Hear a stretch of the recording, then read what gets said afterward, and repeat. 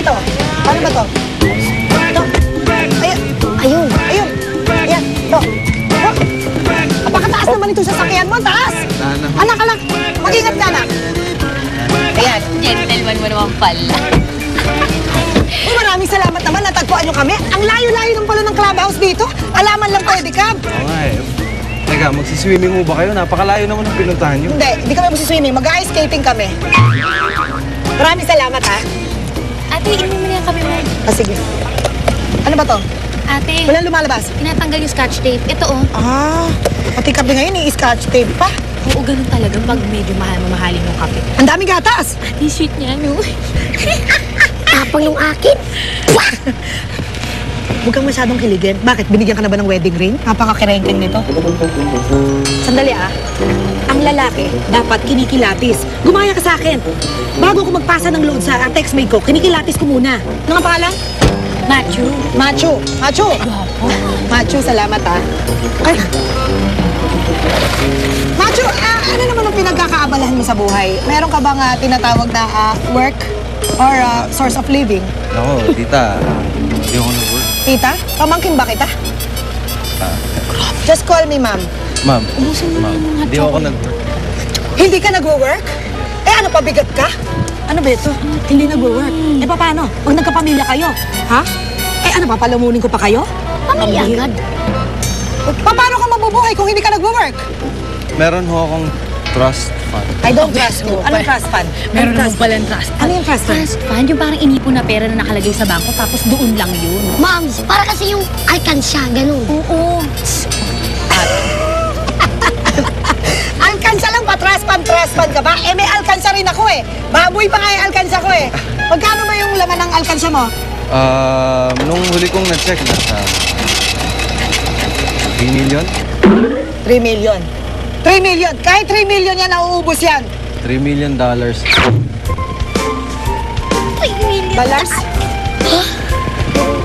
Dollars? Yung sa ibang bansa. Lovely. 3 million dollars. Times ano ba yun? Times ano? Times bilisan mo. 45, ano ba? 45 ba ngayon? Teka lang. 135 million in pesos! 135 million pesos? Oo! Naku, alam mo, itong kapatid ko, handang-handa na mag-asawa. Ang galing nga magluto nito ng sinigang. Ano bang motive sa kasal? Saan? Ang init. Yabang ng lalaking yun. Alam mo sino makaporma? Huwag niya ako madaan-daan sa pa-English-English niya. Ano akala niya? Hindi ako marunong mag-English? Baka ma-you-know ko yun. Makita niya. Alam mo, John,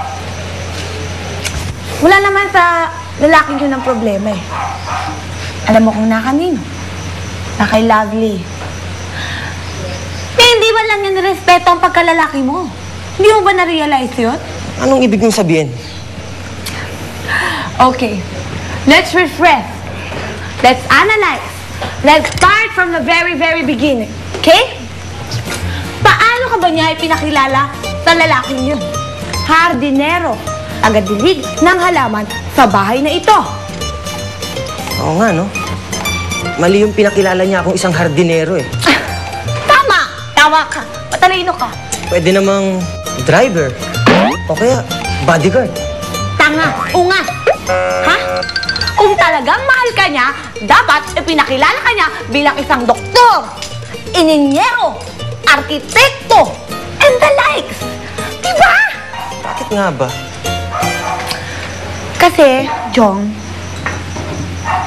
yun lang ang tingin sa'yo ni Dear Lovely. Hardinero.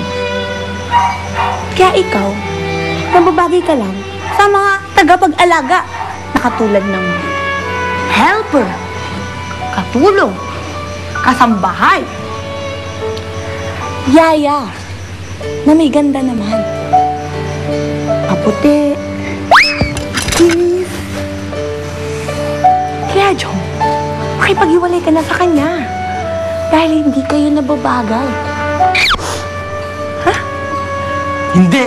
Magtutos kami ng babae yan! Magtutos kami! Sabi! Ay, yung mga rosas, hindi mo pa nadiligan? Tuyo pa sila.